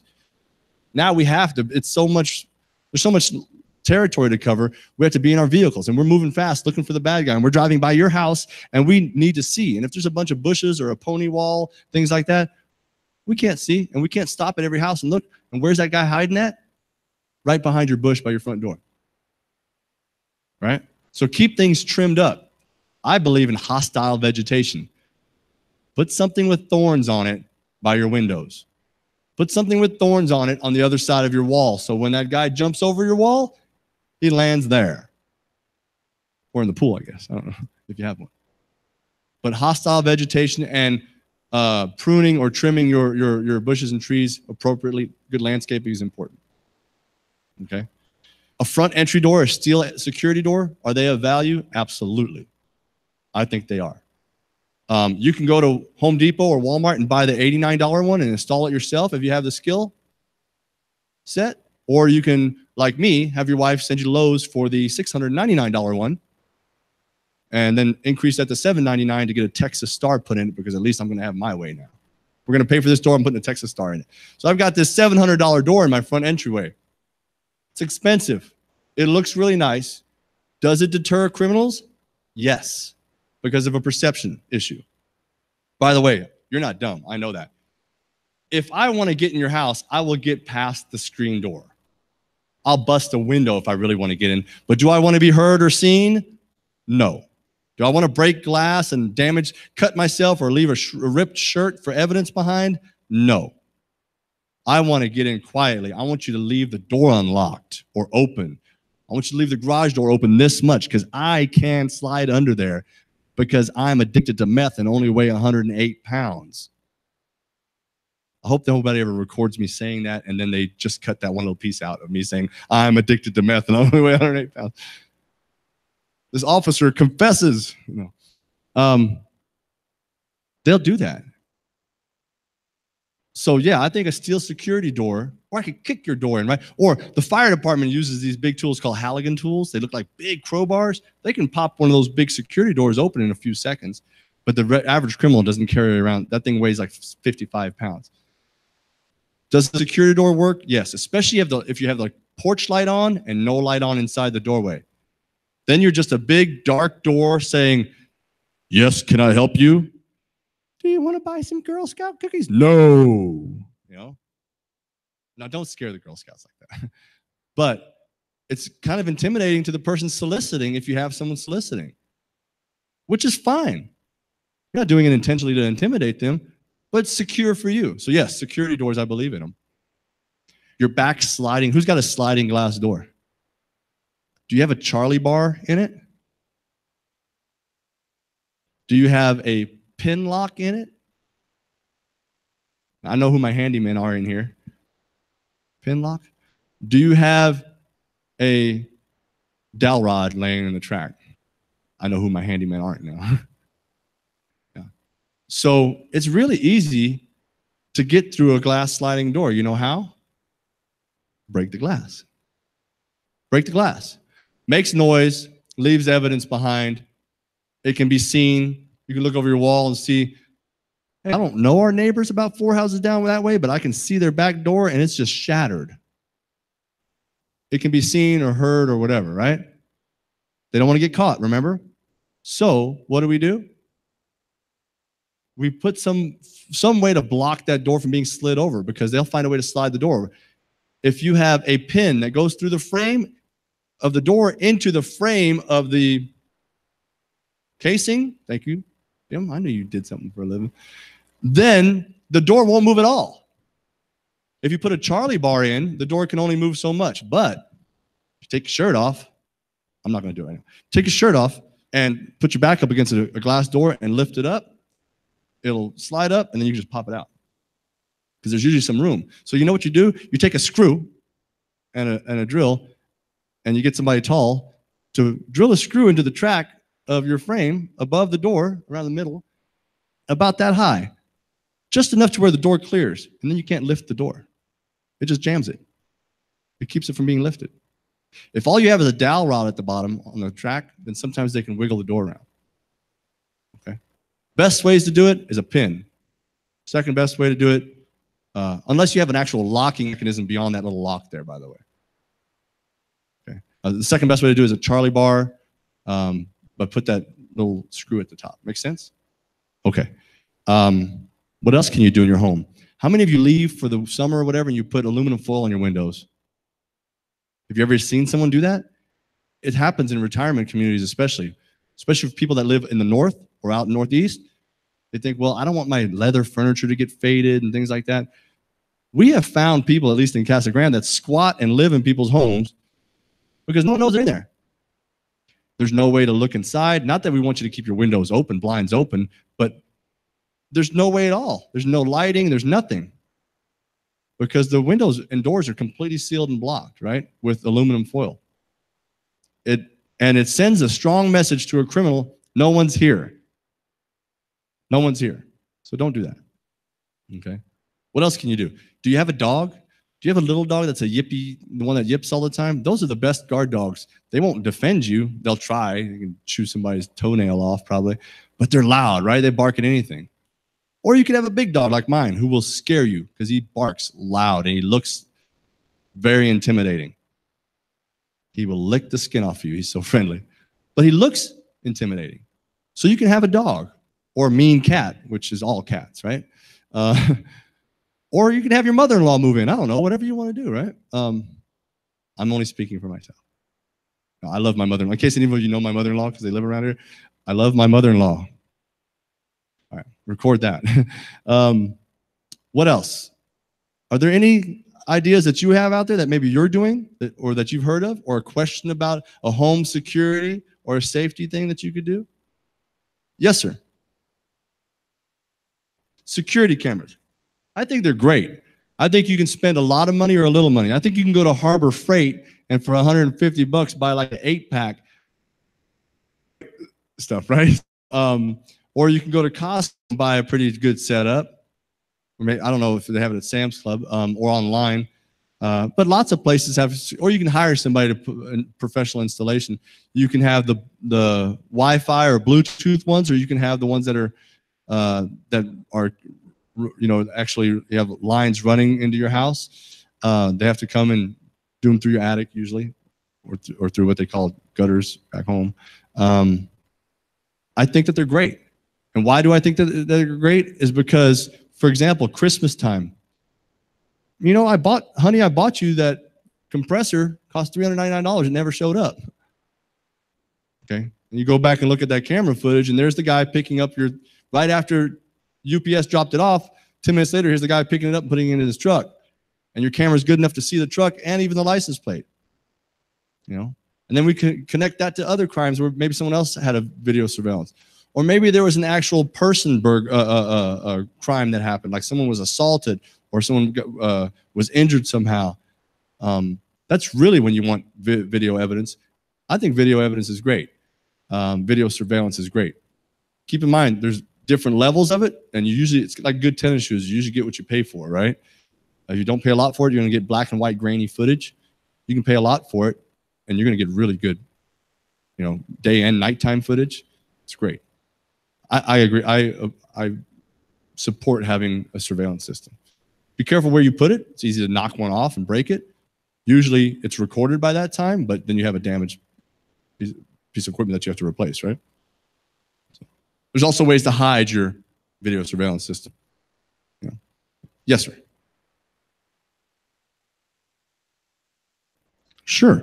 I, first of all, don't know how to define a trained armed citizen other than the armed part. But what does training mean, right? So I will say this. We live in a state where you are allowed to carry a firearm any manner you want to. It does not have to be concealed. A couple of years ago, up until 2-3 years ago, you had to have a concealed weapons permit in order to carry it concealed. Now you can carry it out in the open, or completely concealed, or partially concealed. It doesn't matter, okay? You can carry a shotgun around. You can carry a pistol on your hip. It's completely up to you. So my professional opinion is, if you carry a firearm, practice normal, reasonable firearm safety rules. Don't pull that thing out unless you plan to use it. Now, hopefully, personally, your plan to use it would only be in self-defense or to save the life of another person. Now, my personal opinion about carrying a firearm as a civilian is you better get some training. If you don't know how to use a firearm, then you basically just have a brick in your hand. And if you're lucky, you can pull the trigger and hit something. Okay? But you become more of a liability than anything else. You should know what you're doing. Go to the range. As a matter of fact, I encourage you to go if you're going to carry one, go to one of those CCW courses, concealed weapons courses, because they'll teach you about firearms during that course, or they should at least. And it'll give you some knowledge about it. And if you travel across the country, a lot of states will honor that. And when you tell them about, hey, I have a concealed weapons permit, I have a weapon in the vehicle, their state's law might not allow you to have it up front with you, or to even have if it has a magazine with bullets, they might not allow them to be together or the bullets to be in it at all. States are different, but they will honor they'll see that and they'll know that you've been to some kind of training, right? You're not just some guy with a gun, right? But what's really important is that you have to know that if you don't know how to handle a firearm, it can be taken away from you. It really can. And if you're not really familiar with it, trust me, after these many years, I'm familiar with my gun. Once I have it in my hand, I am not letting go of it. There's no reason. There's no such thing as sticking it in my back pocket, putting it under my arm to scratch my foot. There's no, let me just lay this down here for a second. If I get into a fight with somebody, there's no dropping the gun unless it's empty or somehow is broken and it cannot be repaired. I'm not letting go of that thing because the consequence is that I could die or someone else could die that shouldn't. Okay? So I would encourage you, if you make the decision to carry a firearm as a civilian, be prepared to use it, know how to use it, and understand that it can be taken away from you. As a homeowner, having a gun in the home, having lived in Texas a long time, I want you to know you can't just shoot them and drag them in the house and say it happened here. There's going to be an investigation. You will be found guilty of shooting someone, right? That could have been, I say guilty of shooting someone. You will be found responsible for that. It doesn't mean that it was a bad shooting, for example, if you were defending yourself. Same thing like with a police investigation. If I were to shoot someone in the line of duty to save my own life or another person's life and they died, that's a homicide investigation. I actually get investigated as if it was you that did it instead of me. There's probably a little bit more scrutiny, but it's still a homicide investigation until they decide it was, an accountable, reasonable situation or not. And that's the same thing they would do with a civilian. But you have to make that decision in your own home if you're prepared to do that. Yes, sir. I see you right there.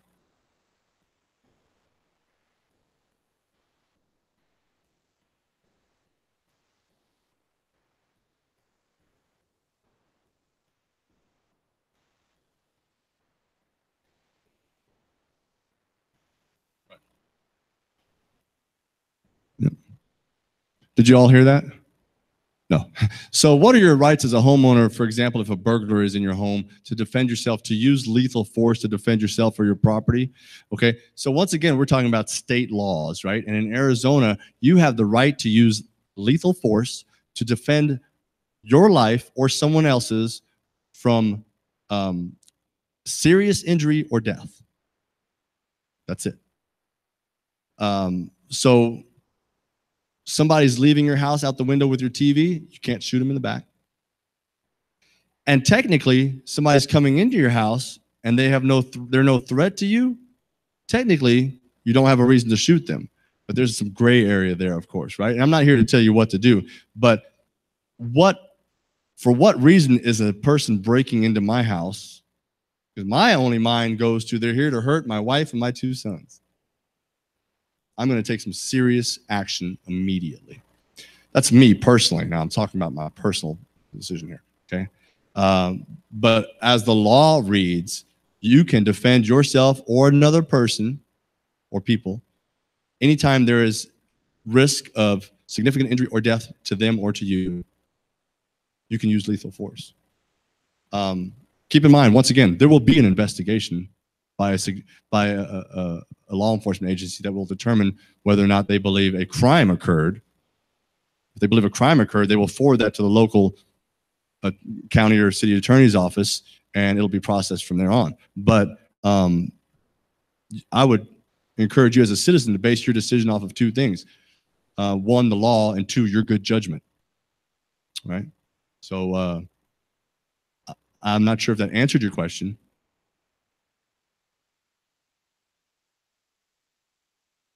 Sure. Wouldn't it be great if you could just use a threat?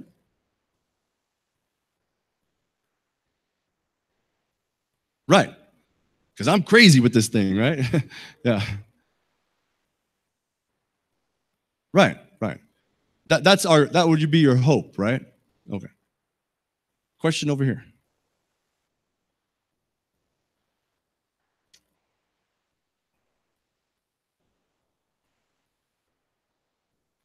Good question. I get that question all the time. Well, I've got the sign in my front yard. I see no downside to having that. Other than if you get broken into, you'll be really mad at yourself. I put that sign out there, they still broke in. They probably take the sign with them, you know. But I see no downside to doing that.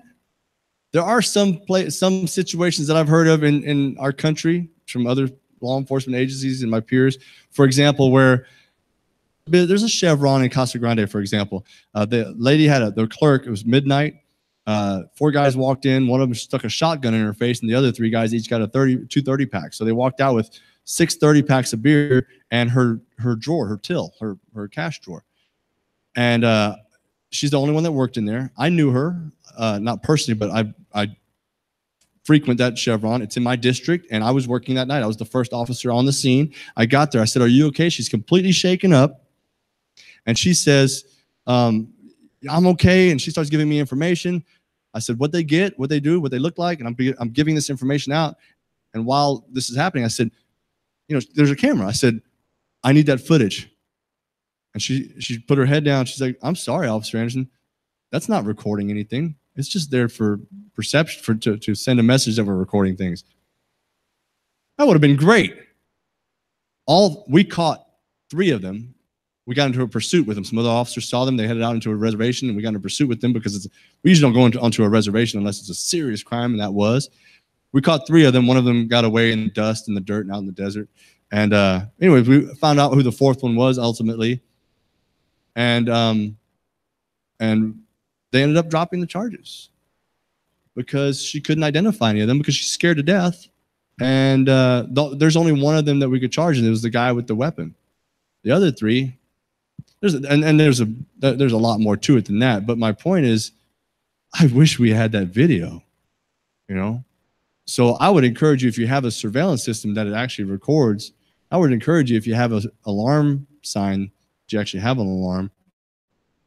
Wouldn't be the same concept as with the alarm sign with the video at the clerk at the store. But my point is, to answer your question, it wouldn't hurt anything to have an alarm sign out there, but it wouldn't hurt anything to have an alarm either.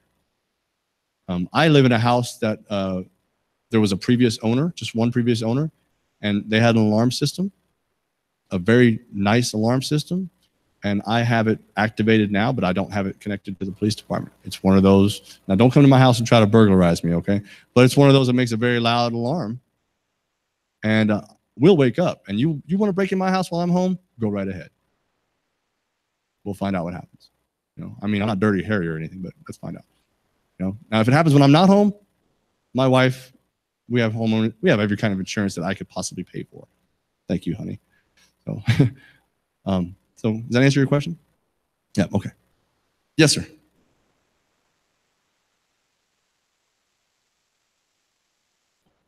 I think so. If you turn off your light when you leave at home for the evening, does it deter criminals? The average dumb criminal, yes, it does.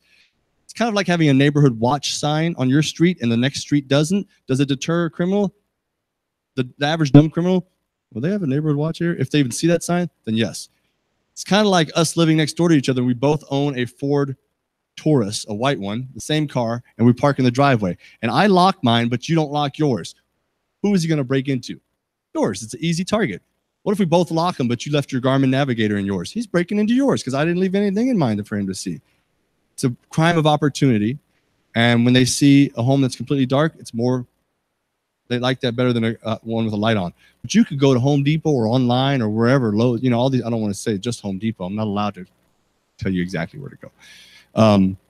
But you can go to these places and for just 20, 30 bucks, you can buy a switch that will turn this light on for 4 hours and then that one will come on for 4 more hours. You can have your TV come on and then turn off in the daytime. You can have music. You can have all kinds of stuff happen. You can pay a lot of money. You can have an app on your phone if you have a smartphone that turns things on and off. It's crazy the way you can make your house look presentable or lived in. Other questions about your home? We're going to wrap it up here in just a minute. I know some of you are looking at your watches or thinking, man, I bet his wife has to listen to that all the time.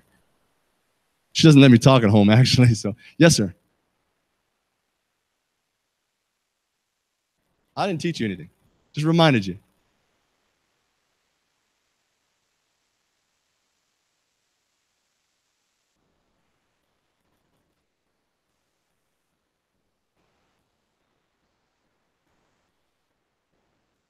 Sure.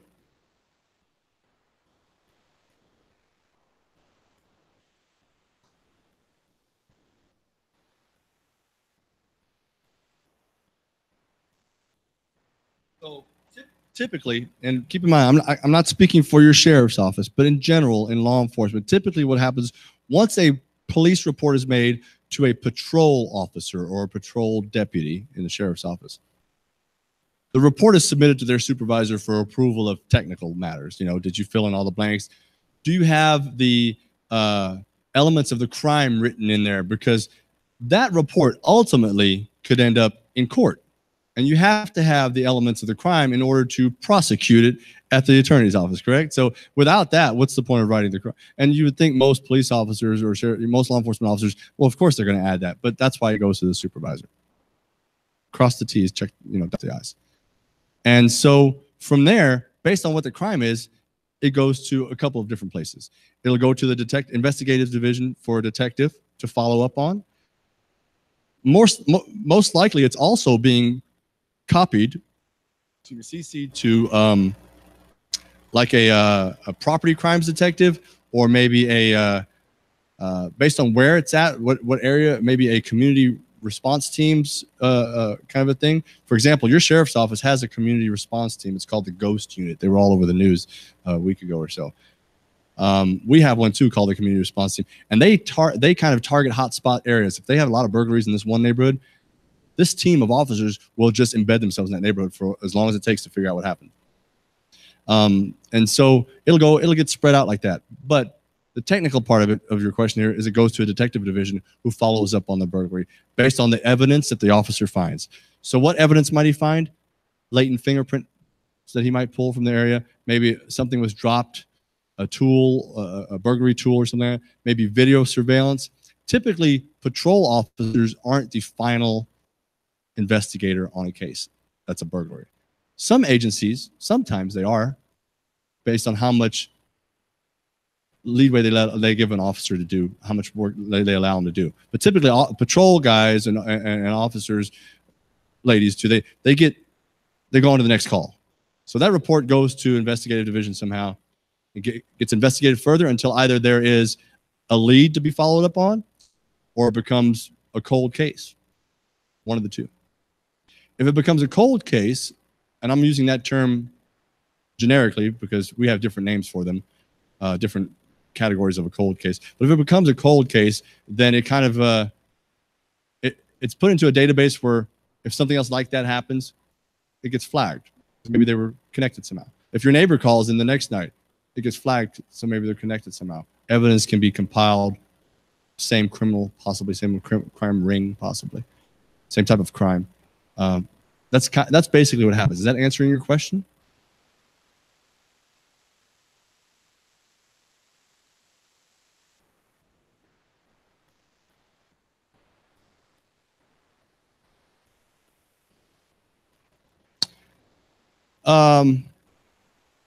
I think so. I think so. Now, when a lot of things when the house is just disheveled, completely torn apart, there's certain areas you look for. If I'm as a police officer, if I'm in a home that's just been really torn up and ransacked, but the home very likely was already in bad condition, like it wasn't being kept up well, there's not a good chance you're going to find a lot of fingerprints. I'm sorry, you're going to find a lot of fingerprints. A lot, like so many that you might not find a bad guy's fingerprints, and you can't spend an entire day there, right? But there's different areas we look for. Like, what was the point of entry? If they came through a window, the windowsill and the window itself, I'm looking for fingerprints there. If you know they went in the refrigerator, a stainless steel refrigerator, fingerprints, I'm looking there. If they went into a safe or something that has you can clearly see there's fingerprints, yes, I'm dusting for fingerprints there. But there's all kinds of other evidence you could look for as well. Shoe prints or the prints from a boot or a shoe are important. Was clothing torn when you walked through a doorway, got snagged on a busted entryway? A piece of a shirt is hanging there. This happens, by the way. Did they use your restroom? Is there urine in your bathroom? In your toilet? It's kind of gross, right? But they do that. Did they eat some of your food? Did they drink off of a bottle? Do you have a bottle of liquor there? Those are things you should look for as a patrol officer. And I'll tell you this. This is just me, but I should call myself speaking for all law enforcement officers. Unless there's an emergency and I need to leave right now, I should be spending some time at your house looking for all of that. And if I can't find it, well, that's just the way it is. But I should at least look for that. Does that answer your question? This is your last one. No, I'm just kidding.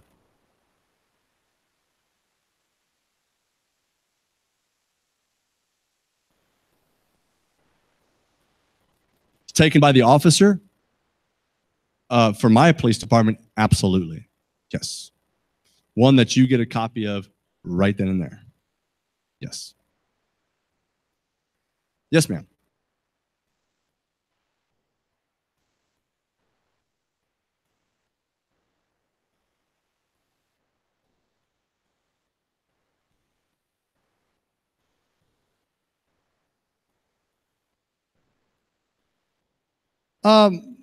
Most criminals are kind of dumb and they're just looking for everything. If they're rifling, well, I'll tell you, I'll take that back. If they're rifling through a specific room, there's a cause for you to think that they know or have been in your house. That's one thing to think about. Okay. For example, if you come home, Jim, and all of your rifles are gone and you keep them in the closet and that's all that's gone, somebody knew that you ran your mouth somewhere in front of a group of people where somebody, maybe they were trusted friends, but then they told their brother, and their brother talked about it in front of their sons, and one of their sons a dirtbag. And that dirtbag came to your house and took those guns out of that closet and didn't do anything else. Okay? But typically, if they're just ransacking, they're just looking for valuable stuff. And they'll take your pillowcase off your pillow, and they'll fill it up, and they'll leave it that. They'll take your pillowcase as their getaway bag. Yes, sir. Yes. Thank you. I forgot to tell you about that. Please do. So how did we used to keep your insurance companies, they send you, hey, you get a list of a property inventory list, right? You know what we do? Because my wife is smarter than me.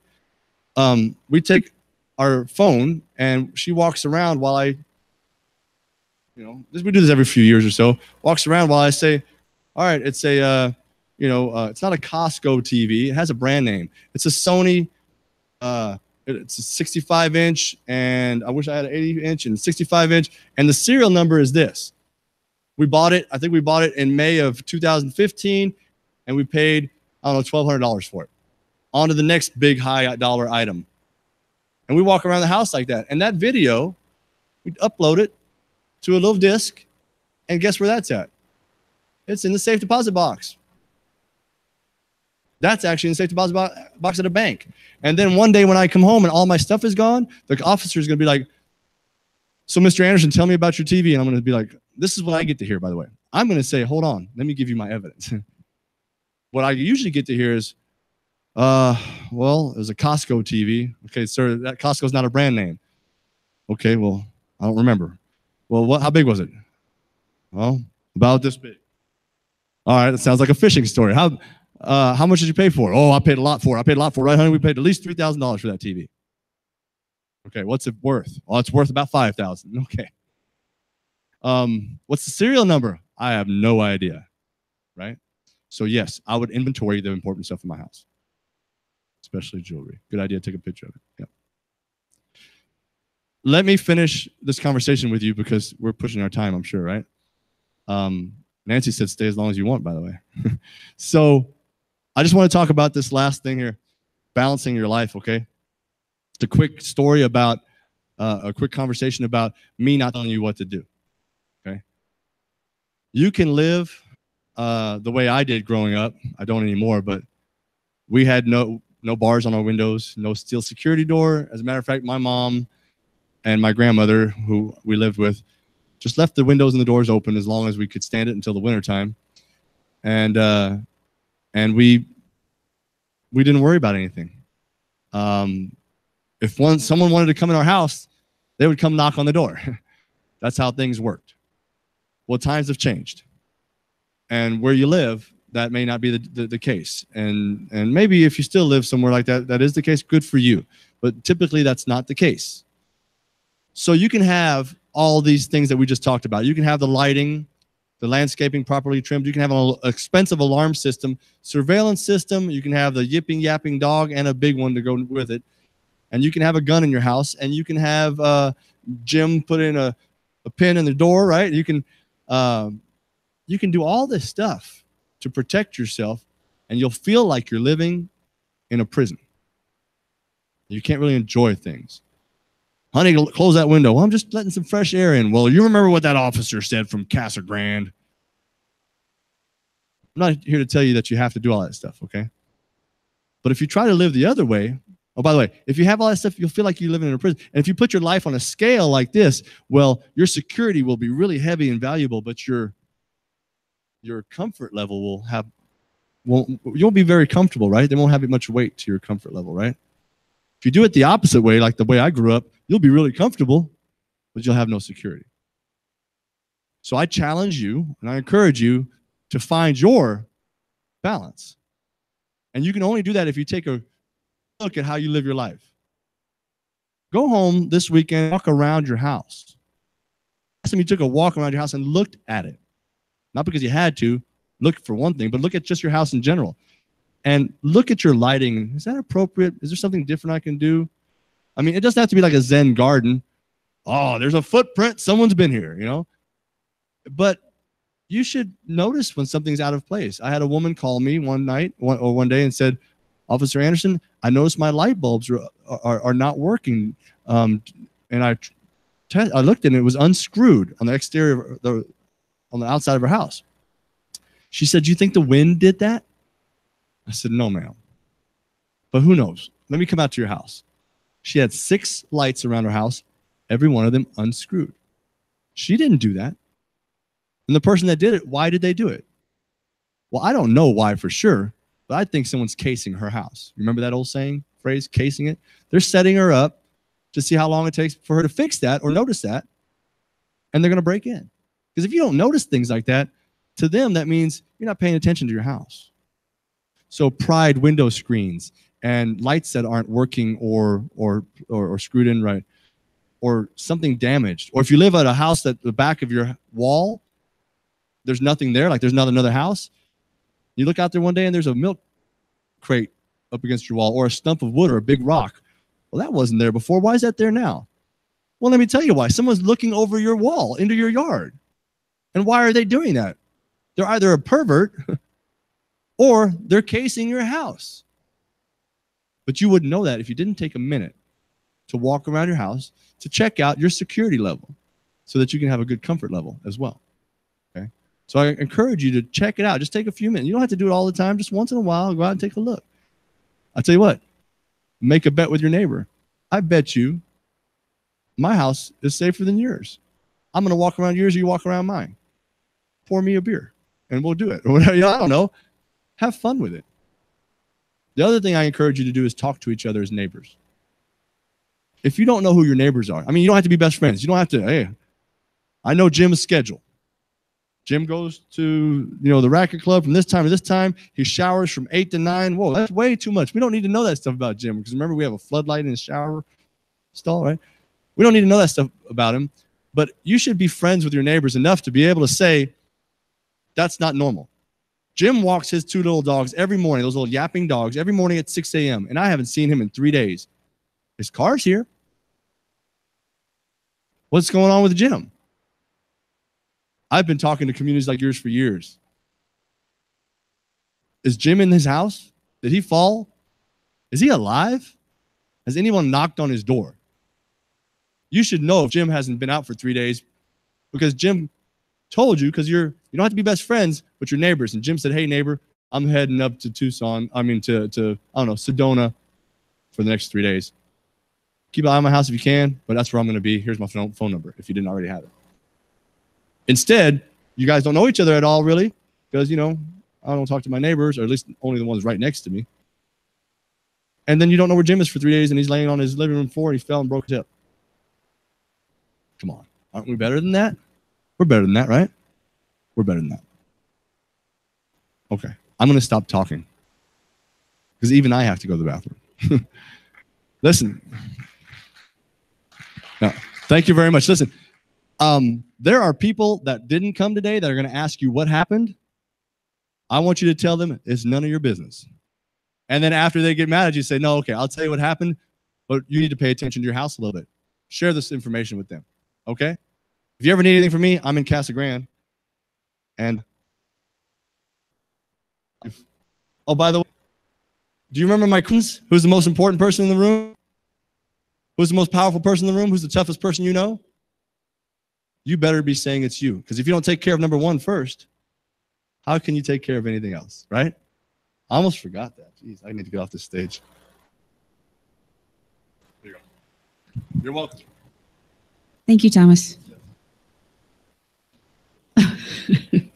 I forgot to mention earlier that this is actually being streamed live this morning, so it will be on the website in a couple days. You can share information that way. Before you leave, we have one more training that we're going to have in April 19th, I believe. Are there some topics you want addressed? Let us know. Easiest way is to email Darby. And if you don't have her email, it's Darby, DARBIE, .baker@sbhoa2.org. I can repeat that if you want.